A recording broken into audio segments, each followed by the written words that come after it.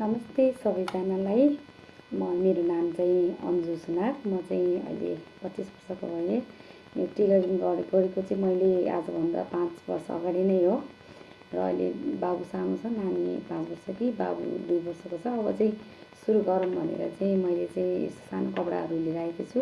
त्यसमा चाहिँ बच्चाको भर्खर जन्मेका बच्चाहरूको लागि चोलो, भोटो, टोपी कपडाहरू लिएर आएको। आज एक हप्ता भयो हेर्नुहोस्, सिलाउने समय नै नपुगेको।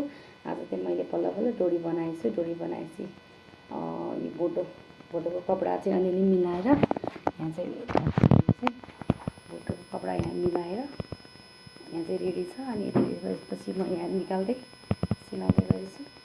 र अरू कपडाहरू चाहिँ यहाँ कति धेरै छ, यहाँ झोलामा छ।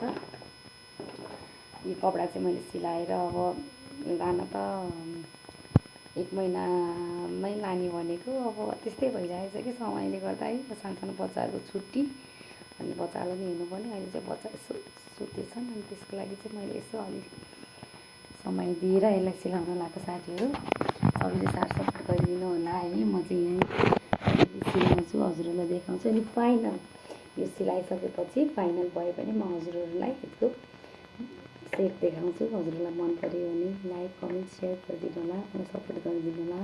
म चाहिँ यो भ्लग बनाउन अहिले स्टार्ट गरेको हो। त्यसको लागि हजुरहरूले साथ दिनु होला साथीहरू।